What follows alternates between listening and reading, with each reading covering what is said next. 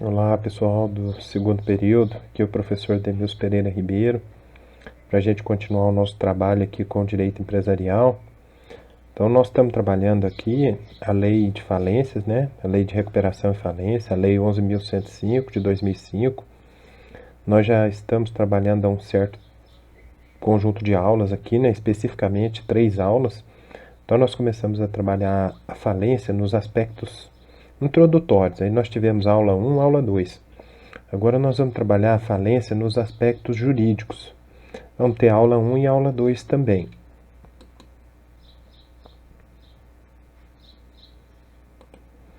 Quero que vocês fiquem bem atentos ao fato de que nós estamos detalhando especificamente o procedimento de falência, porque depois que vocês aprenderem o procedimento de falência aqui, acompanharem, né, na função de administradores, lembrando que a lei de falência ela dá uma proeminência muito grande em relação ao administrador, e aí há uma função de auxiliar do juiz, né, que é o administrador judicial, que nós vamos falar. Bom, então, desde a aula passada, nós iniciamos então falando a respeito do processo de falência. Nós paramos no tópico 8.3, quando nós falamos que, tendo em vista que foi decretada a falência, né, então nós tivemos ali uma sentença declaratória de falência. Essa sentença declaratória de falência, ela vai ter um conteúdo. No que se refere ao artigo 104 da Lei 11.105 de 2005, nós temos nesse aspecto, no conteúdo da sentença declaratória de falência, os chamados deveres do falido. Isso é muito importante. Então, dentro do artigo 104, né, nós vamos ver aqui os chamados deveres do falido. Alguns deveres aqui, como sempre, eu vou destacar porque são deveres muito importantes para que vocês entendam realmente o que vai estar ali na sentença, que vocês precisam observar que são conteúdos fundamentais para a hora que vocês estiverem nessa condição, né, de administrador judicial, administrador de uma empresa que venha passar por um processo de falência, você consiga identificar. A primeira coisa é o seguinte: diante da decretação da falência, o falido ele tem como deveres. O primeiro dever é assinar nos autos da falência, desde que intimado da decisão, o termo de comparecimento, com a indicação do nome, da nacionalidade. Então, o que nós vamos ter aqui nesse termo de comparecimento? Nós vamos ter, na verdade, uma identificação detalhada de quem é esse falido, e, além de tudo, esse termo de comparecimento, ele como um termo judicial, vai ser homologado pelo juiz. Isso é muito importante. Então, nós vamos ter aqui, por exemplo, as causas determinantes da falência, para que possa ser identificado se eventualmente houve alguma responsabilidade do falido em relação a essas causas. Quando for uma sociedade, que nós estudamos já, né, os tipos societários, ali na parte que nós estudamos do direito societário, nós vamos ter aí os nomes e os endereços de todos os sócios, acionistas, controladores e diretores. Então, veja, nós vamos identificar aqui quem são os sócios, os acionistas, controladores, os diretores. Além disso, nós vamos identificar aqui os administradores, tudo que estiver dentro do contrato ou do estatuto social, que quando nós estudamos aí as sociedades empresariais, nós vimos também. Nós temos as chamadas sociedades contratuais e as sociedades estatutárias. Então, depois, o que eu quero? Eu quero que vocês leiam detalhadamente aqui esse artigo 104. Continuando aí, gente, o que nós temos? Nós temos alguns detalhes aqui também que eu quero que vocês observem comigo, fundamentais.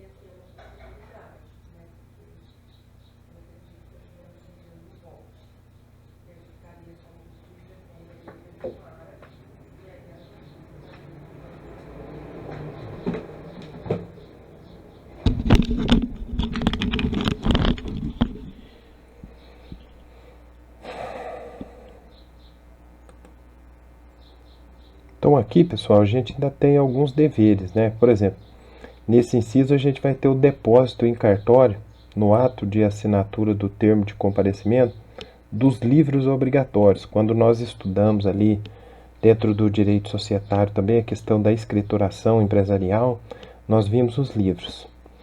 Além desse, nós temos vários outros aqui. Então, o processo de falência, né?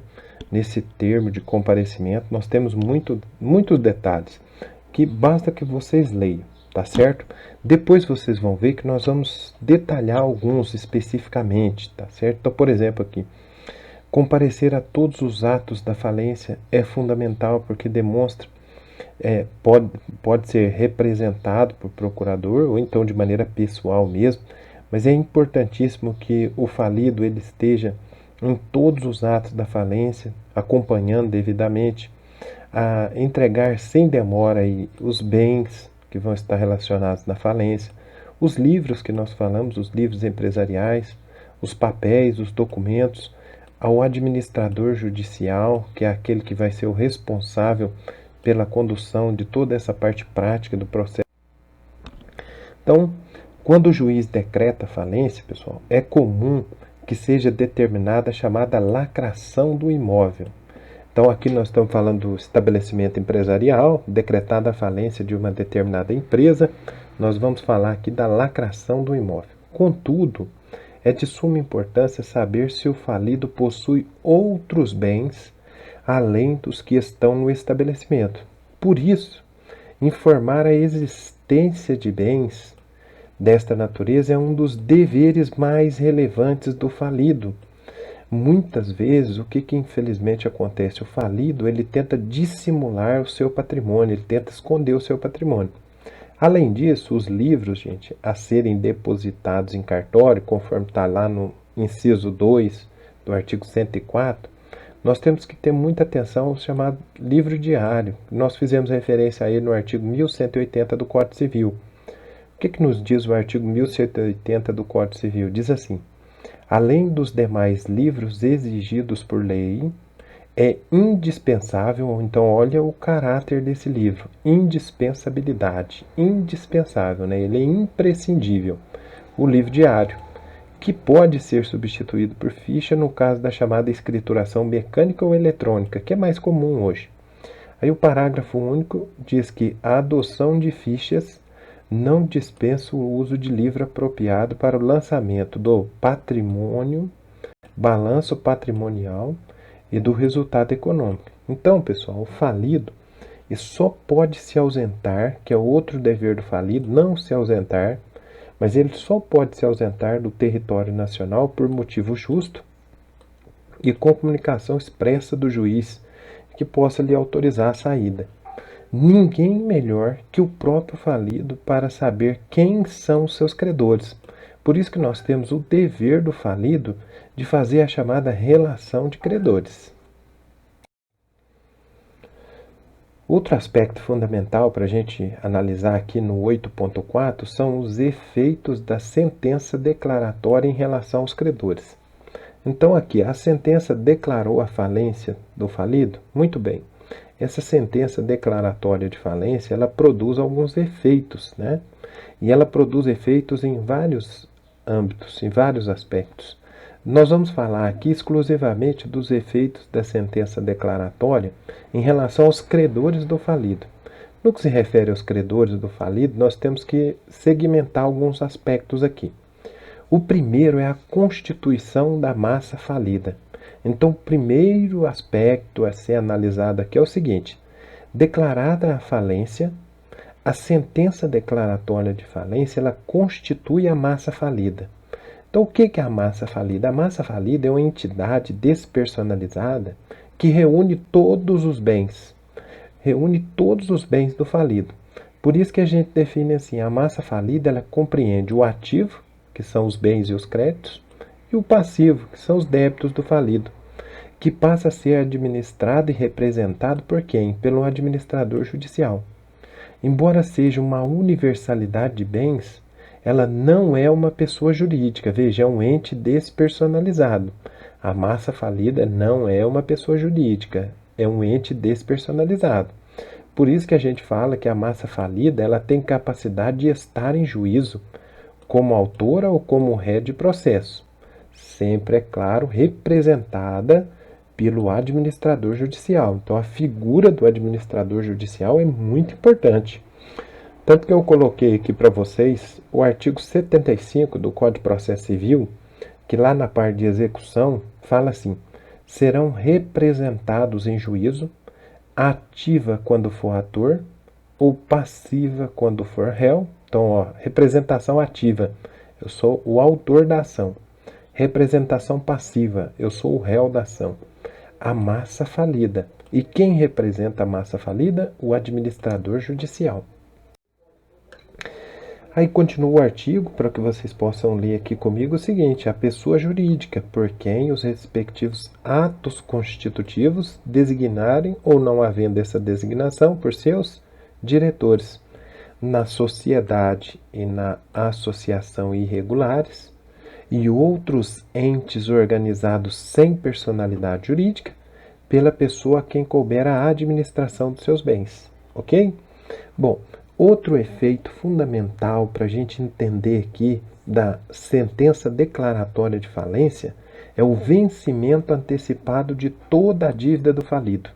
Então, quando ocorre a declaração de falência, a sentença ela constitui aqui o vencimento antecipado de todas as dívidas do falido. Então vamos fazer um estudo de caso bem breve aqui. Imaginemos uma situação em que um credor A possui uma duplicata com vencimento para 20 de 12 de 2000 e o outro credor B uma nota promissória com vencimento para 10 de 7 de 2021. Veja que a diferença é completamente distante, né? 21 anos de diferença.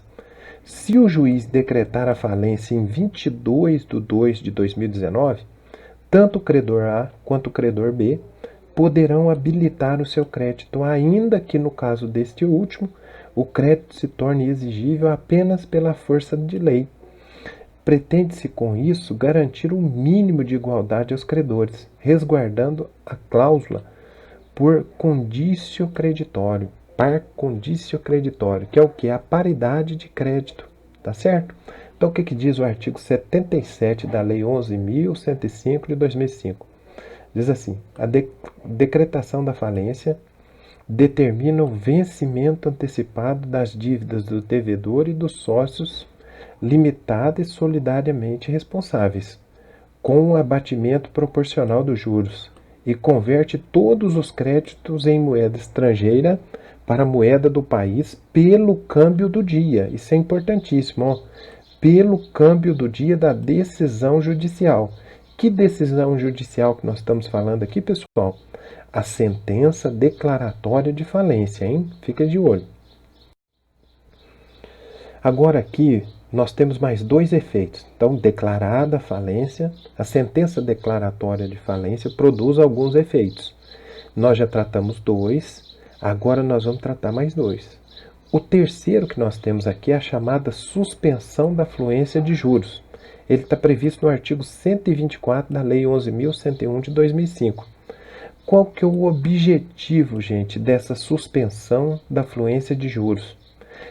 O objetivo é o mesmo dos anteriores, é garantir a igualdade entre os credores, sobretudo se levarmos em conta a demora do processo de falência. Então, o processo de falência é um processo moroso, não é um processo célere, não é um processo que anda rápido, é um processo que anda lentamente. Então, nós temos que tomar muito cuidado com os juros. Aqui o artigo 124 diz assim, ó: contra a massa falida, que nós já aprendemos, que é constituída no momento em que nós constituímos lá com a sentença declaratória de falência, a massa falida não são exigíveis, presta atenção, não são exigíveis juros vencidos após a decretação da falência, previstos em lei ou em contrato, se o ativo apurado não bastar para o pagamento dos credores subordinados. O parágrafo único ele traz aqui uma exceção, cuidado, hein? Aqui no caput nós temos a regra, agora aqui nós temos a exceção. O que diz aqui? Excetuam-se desta disposição os juros das debêntures que nós estudamos e dos créditos com garantia real, mas por eles responde exclusivamente o produto dos bens que constituem a garantia. Então veja que não vai responder totalmente o crédito, mas o produto dos bens. Na letra D, o que nós vamos ter aqui na letra D? A suspensão do curso da prescrição das obrigações do falido. Então vamos aqui mais um estudo de caso bem simplesinho. Imaginemos a situação em que a empresa falida é devedora principal de uma duplicata, cujo prazo de prescrição, pessoal, da pretensão executiva é de 3 anos a contar do vencimento. Passados 2 anos, o juiz decreta a falência. Decretada a falência da empresa, ocorre o quê? Ocorre que, após o encerramento da falência, não houve o pagamento da duplicata. Posteriormente, o credor do título de crédito descobre que o título do falido, descobre que o título que estava em mãos do falido, ainda possuía esse falido um imóvel, além daqueles que foram arrecadados na falência. Nesta hipótese, é cabível a propositura de uma ação de execução, desde que atenda ao prazo restante de 1 ano. Por quê? Porque ele tinha um prazo de 3 anos, já tinha passado 2 anos, aí o prazo ficou suspenso. Se o prazo ficou suspenso, deu um pause aqui. Então ele ainda tinha mais 1 ano para poder cobrar essa dívida. Tá joia? O artigo 6º diz: a decretação da falência ou deferimento do processamento da recuperação judicial suspende. Cuidado com a pegadinha. Suspender é dar um pause no prazo. Agora, interromper, a interrupção significa zerar o prazo de prescrição. Então, não confundir suspensão com interrupção. Mais um, gente. O 5º efeito da sentença declaratória de falência é a suspensão de todas as ações e execução envolvendo o falido. Isso está previsto no artigo 76, que diz que o juiz da falência ele é indivisível. Se ele é indivisível, todas as ações vão se concentrar no juízo de falência e competente para conhecer todas, olha a palavrinha-chave, todas as ações sobre bens, interesses e negócios do falido. Mas, ora, outra palavrinha-chave aqui, ressalvadas. Toda vez que a gente tiver ressalvadas, nós temos exceção. Então, ressalvadas significa o quê? Excetuadas. Excetuadas as causas trabalhistas, que vão continuar na justiça trabalhista, as causas fiscais, que vão continuar na vara de execução fiscais, da Fazenda Pública, e aquelas que não reguladas nessa lei, em que o falido figurar como, aí o falido pode estar como autor ou como litisconsorciativo, quer dizer, ele vai participar de um polo da ação com outra pessoa. No parágrafo único diz também, todas, e aí eu friso, todas as ações, inclusive as excetuadas no caput, que são aquelas 3, terão prosseguimento com o administrador judicial, que deverá ser intimado para representar a massa falida, sob pena de nulidade do processo. O artigo 76 da Lei 11.101 de 2005 trata do que nós chamamos de vis atrativa. Em latim, a expressão vis atrativa é o chamado juízo de atração da falência, ou seja, o juízo da falência atrai todas as ações envolvendo bens, interesses e negócio do falido. Qual que é o objetivo aqui, pessoal? O objetivo é conferir uniformidade de tratamento aos credores, evitando as contradições e os tratamentos privilegiados. A unidade do juízo de falência e, consequentemente, a indivisibilidade do juízo falimentar evita a chamada dispersão das ações, reclamações e medidas que comumente rolam, acontecem durante todo o procedimento falimentar. E isso concentra essas ações, fazendo com que seja mais efetiva, mais eficiente. É uma maneira de cuidar de maneira mais eficaz da ação de falência. Bom, agora vamos focar um pouquinho nos excluídos do juízo falimentar. Então nós vimos ali, todas as ações serão direcionadas ao juízo falimentar, exceto, primeiro, as ações trabalhistas. O artigo 114 da Constituição Federal diz que competência privativa da Justiça do Trabalho conhecer das ações cujo objeto seja a relação de trabalho. Então, quando a gente estiver aí estudando no próximo semestre, se Deus o permitir, o direito do trabalho, o direito tributário, nós vamos ver essas peculiaridades. Então, as ações, elas somente no momento da execução é que o juiz trabalhista ele suspenderá a ação para que o trabalhador habilite o seu crédito no processo falimentar. A segunda exceção são as ações fiscais. O artigo 5º da Lei 6.830 de 1980, é a LEF, a Lei de Execuções Fiscais, diz claramente que a competência para processar e julgar uma execução de dívida ativa da Fazenda Pública exclui a de qualquer outro juízo, inclusive o juízo da falência, da concordata, da liquidação, da insolvência ou do inventário. A terceira exceção são aquelas ações em que o falido é o autor ou litisconsórcio. O autor é quando ele entra com a ação contra alguém. O litisconsórcio ativo é quando ele entra com a ação contra alguém, mas ele não é o único autor. Ele tem 2 ou mais autores para essa ação. As ações que demandam quantia ilíquida, isso aqui vocês têm que tomar muito cuidado. Essas ações também não vão para o juízo de falência. Onde que está isso? No artigo 6º da nossa Lei 11.101 de 2005, que diz o quê? A decretação da falência, do deferimento do processamento de recuperação judicial, suspende, olha aqui, é causa de suspensão do curso da prescrição de todas as ações e execução em favor do devedor, inclusive, então, incluindo aquelas em que os credores particulares do sócio solidário. Aí o parágrafo 1º diz que terá prosseguimento no juízo no qual tiver se processado a ação que demandar quantia ilíquida. Ela vai continuar lá no juízo. Lembre-se, as questões que tramitam no juízo arbitral processam-se regularmente até que encontre o valor da condenação.